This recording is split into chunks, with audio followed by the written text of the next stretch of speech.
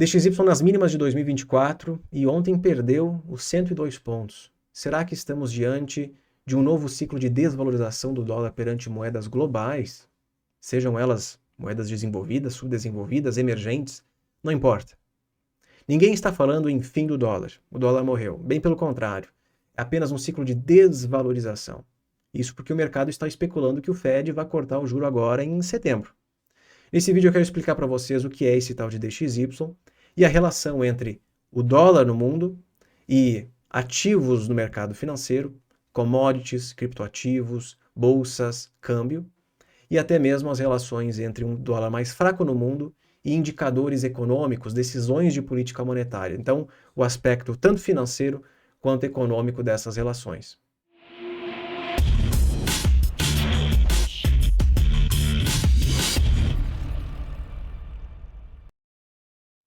Para quem não me conhece, meu nome é Igor Munstock, eu sou economista, sou investidor há mais ou menos 11 anos e também consultor de investimentos. Quero explicar aqui para vocês as relações entre dólar, ativos financeiros e dólar e economia. Se vocês gostam desse conteúdo, deixe o like aqui no vídeo, inscreva-se no canal, recomende para os seus amigos e outros investidores e vamos ao que interessa. O que é DXY? Nada mais é do que um indicador que tenta mensurar a força do dólar perante algumas moedas. No caso, 6 moedas. Cada uma delas possui um peso específico dentro do DXY, sendo o euro a moeda mais importante. Essas moedas, elas oscilam por N motivos durante o dia. Alguns dias, algumas estão se valorizando, outras não. Às vezes todas elas estão subindo, outras não, enfim. O fato é que o DXY, que é esse número aqui, ele mede a força do dólar perante essas moedas. No caso hoje, o dólar, o DXY, está caindo 0,34. Isso porque o dólar está caindo contra o euro, o iene, a libra e assim por diante. Então, no fim das contas, o dólar está enfraquecendo hoje em 0,32 e por isso ele está caindo para 101,4 pontos. 101,4 é uma das menores cotações desde o início desse ano e também uma das menores cotações dos últimos 2 anos. Tem sido um ciclo de lateralização do dólar no mundo. Eu já queria ter feito esse vídeo várias vezes no passado, mas o dólar não perdia os 100 pontos. Então, por isso que eu estou fazendo o vídeo apenas agora. Qual é a relevância dos 100 pontos? Porque, na teoria, acima dos 100 pontos, o dólar está sobrevalorizado perante essas moedas, que é o caso agora, está em 101,4. Ele chegou a bater, há 2 anos atrás, 114 pontos, muito mais valorizado. Abaixo de 100, ele está perdendo força, se desvalorizando e, portanto, estaria subvalorizado perante essas moedas. Uma coisa que nós precisamos lembrar é que, quando nós falamos de câmbio, nada mais é do que o preço que nós pagamos para trocar uma moeda pela outra. E existem N motivos para o euro se valorizar ou se desvalorizar, ou o dólar se valorizar ou se desvalorizar. Então não é uma ciência tão exata quanto se espera por aí, que dizer que o dólar vai começar a cair no mundo. O vídeo do Igor é sobre dólar mais fraco, o dólar vai a R$4 no Brasil. Na verdade, eu estou descrevendo aqui um ciclo que influenciará essa variável da taxa de câmbio. O dólar, dólar, dólar, dólar, dólar. A cotação, ela pode subir ou cair por N motivos, inclusive fatores endógenos, internos. É possível que o dólar caia no mundo, mas suba no Brasil. Por quê? Alguma coisa aconteceu lá no BRL. É uma política fiscal, uma política monetária, é a troca do presidente do BC, são indicadores econômicos. Aí são fatores brasileiros, endógenos. Eu não quero explicar aqui o que vai acontecer com o câmbio nos próximos meses, porque eu não sei para onde ele vai no Brasil. O que eu quero falar é sobre essa variável da taxa de câmbio. USD, USD, USD. Então, o ciclo do dólar, por que nós estamos falando sobre esse assunto? Porque o Fed está prestes a cortar a taxa de juros. O mercado estipula que isso acontecerá agora em setembro. Se vai cortar 25 bases ou 50, a gente ainda não sabe. Eu aposto em 25, pelo menos por enquanto. A não ser que a economia esteja mais fraca do que eles imaginem, e aí cortam 50.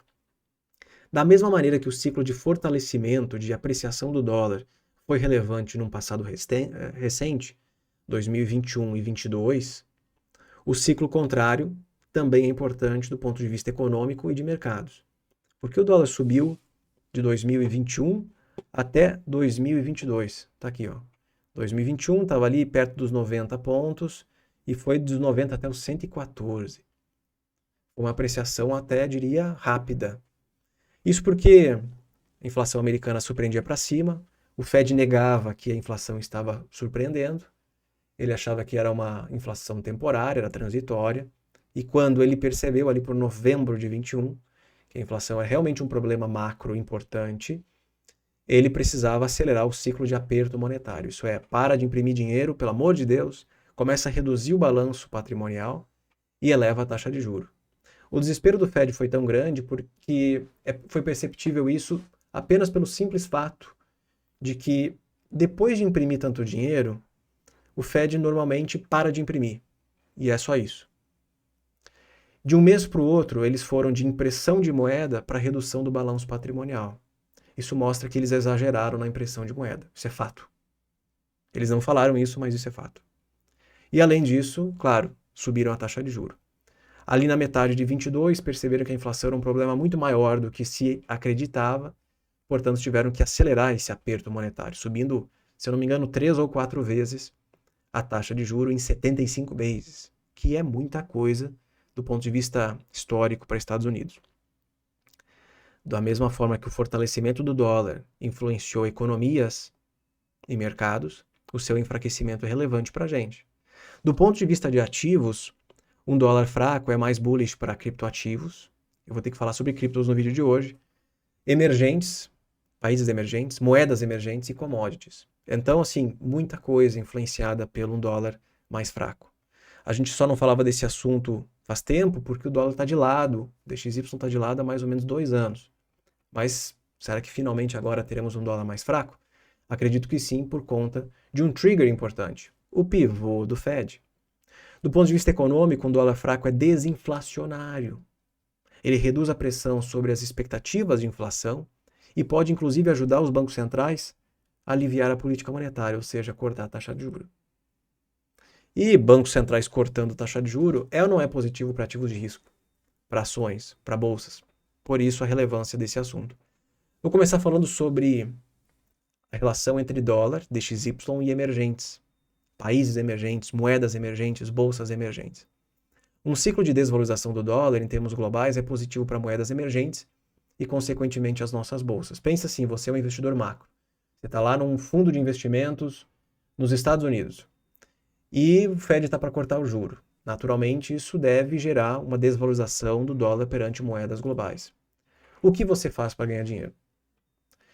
Antecipando esse ciclo de enfraquecimento do dólar, eu posso transferir o meu capital, uma parte dos ativos em gestão, para algum país que não seja Estados Unidos, pode ser Europa, Ásia, Brasil, México, enfim, a ponto de capturar retorno pela valorização dessas moedas, a partir do fato de que o dólar vai cair.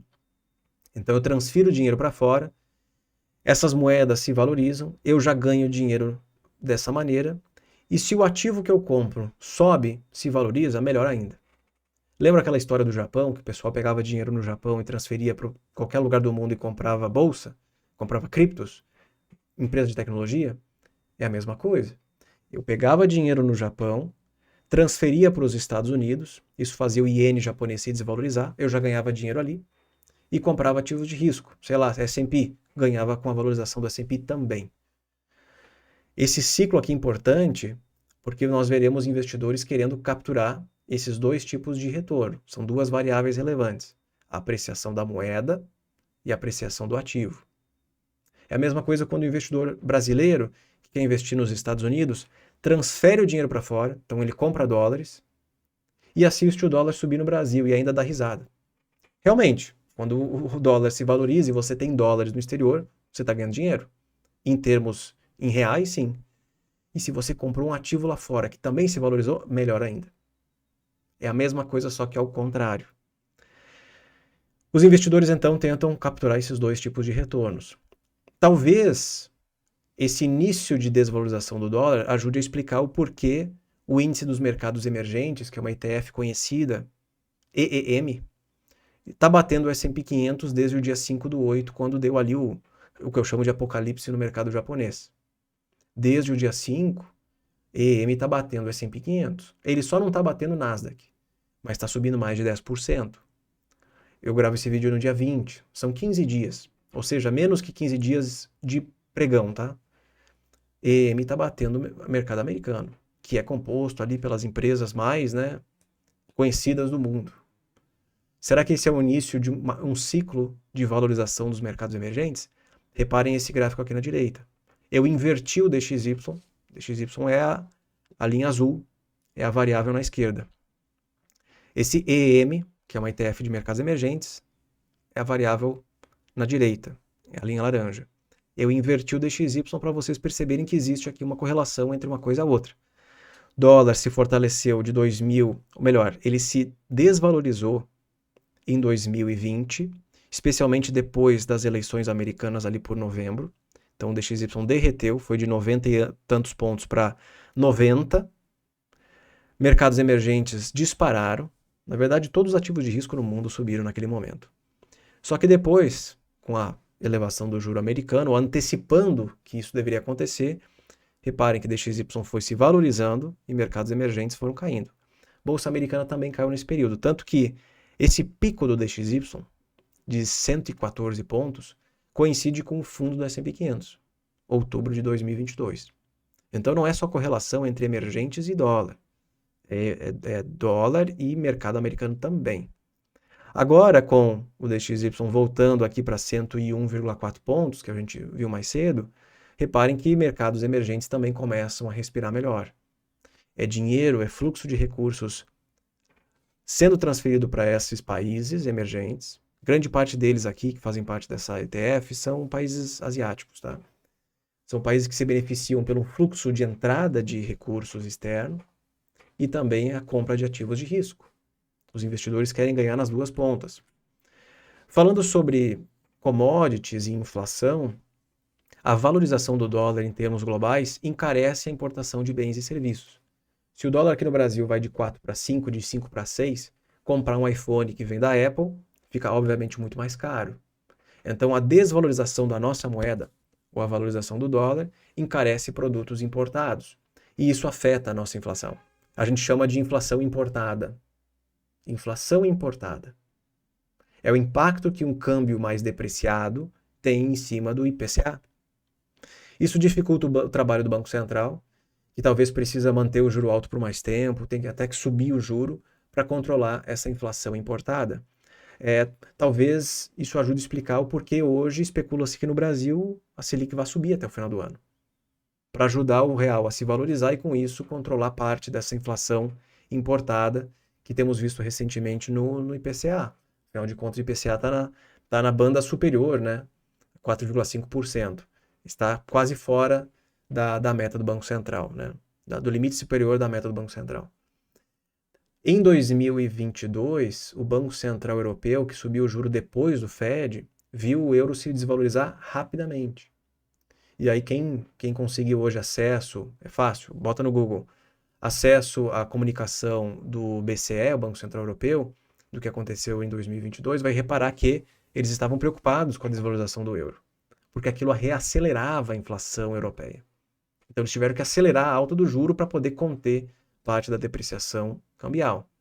Então sim, existe importância entre o que acontece com o juro americano, o dólar no mundo, o real no Brasil e as decisões do Banco Central. Afinal de contas, as economias são interligadas. Um ciclo de desvalorização, o contrário acontece. O dólar perde força no mundo, barateia as importações, isso ajuda no processo de desinflação global. Com o dólar caindo no mundo, imagine assim, uma coisa bem... uma ilustração, o dólar caindo no mundo. Os países conseguem comprar mais bens e serviços que são importados porque o dólar fica mais barato. Isso pode, inclusive, ajudar a reacelerar a atividade global e é desinflacionário. Agora, pensa comigo, o que é a desinflação? É uma inflação que, todos os meses, a inflação é positiva no mundo inteiro. O fato é que ela cresce numa taxa menor, mais desacelerada. Isso gera um alívio na política monetária. O Banco Central pode cortar a taxa de juro. Isso é positivo ou não é para ativos de risco? É mais um motivo para crer que a desvalorização do dólar perante moedas internacionais é positivo para ativos de risco. É mais uma comprovação. O ciclo do dólar também é relevante para commodities, porque quem importa commodities paga em dólar. Se o dólar encarece, o produto importado fica mais caro, reacelera a inflação. Se o dólar enfraquece, o valor desse produto importado ele cai. Isso permite que em países importem mais recursos naturais. Então eu coloquei aqui na direita mais um gráfico para vocês. Dessa vez o DXY está na direita e esse índice de commodities está na esquerda. DXY de novo invertido. Não é sempre que o ciclo do dólar explica as movimentações das commodities. Não é sempre. Como vocês podem ver, aqui em 2022, o dólar se valorizou no mundo por conta do aperto monetário promovido pelo Fed. Então o DXY rasgou para cima, aqui está invertido. Mas ao mesmo tempo, o índice de commodities explodiu para cima. Então a correlação ela foi quebrada. Por quê? Geopolítica. Geopolítica, a Rússia invadiu a Ucrânia, você dificulta essas correlações aqui. Mas pega aqui um exemplo de 2012, 2013, 14, 15, o dólar no mundo se fortaleceu e as commodities elas enfraqueceram, perderam valor perante aí o mercado. Então são variáveis que a gente precisa, obviamente, acompanhar. A gente precisa acompanhar.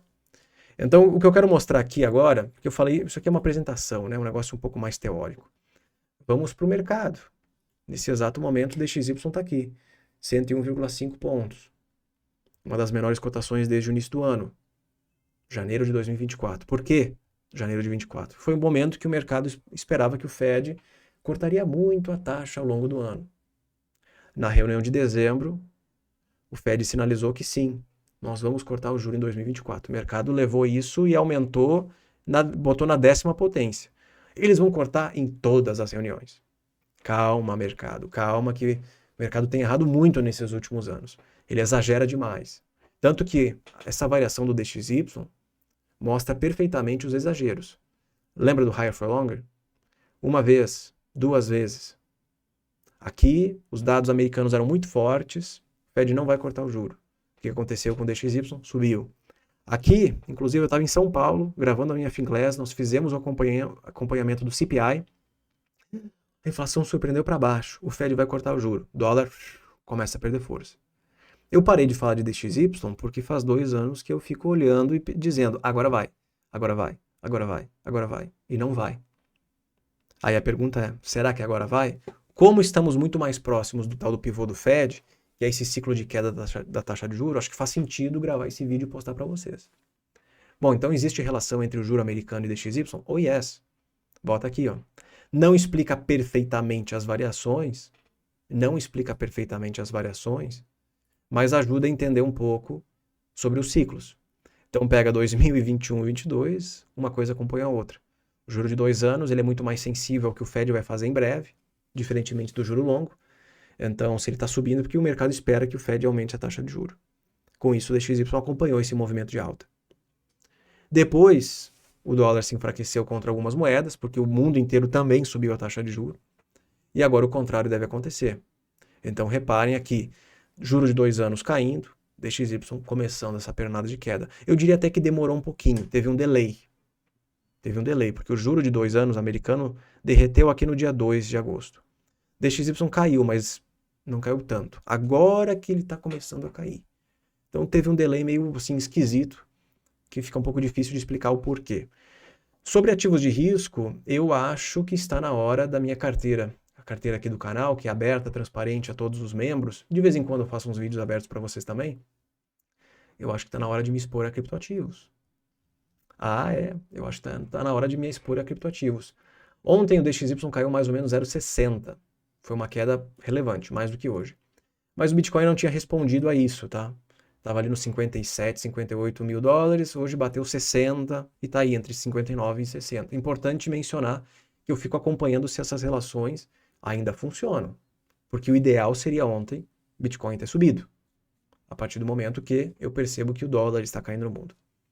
Então, eu acho que está na hora de me expor a criptoativos, porque eu entendo a relação macro que existe entre dólar DXY, dólar no mundo, política monetária do Fed e também ativos de risco.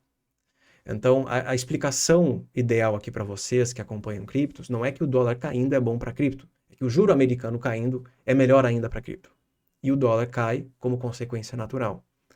Então, a carteira do canal aqui, registrando mais ou menos 18%, 18,79% de ganho no ano, batendo com facilidade aí o mercado americano. O mercado americano não tanto, sempre está subindo 17 alguns quebrados.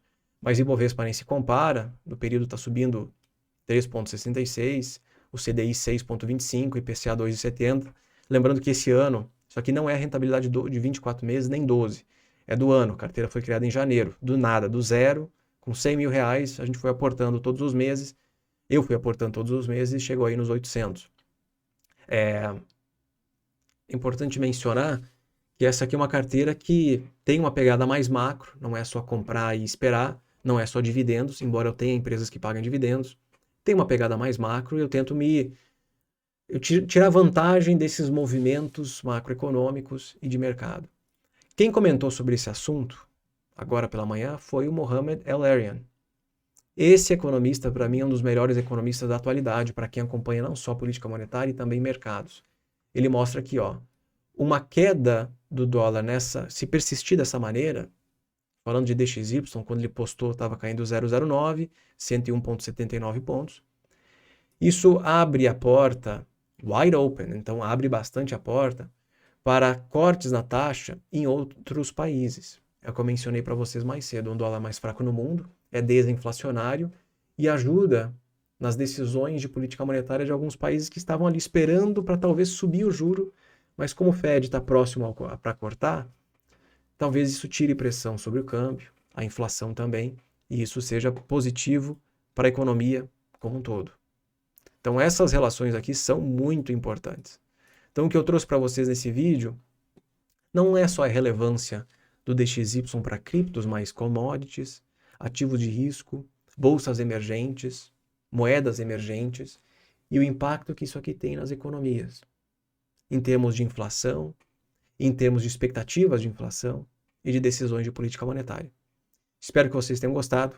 Muito obrigado e até mais.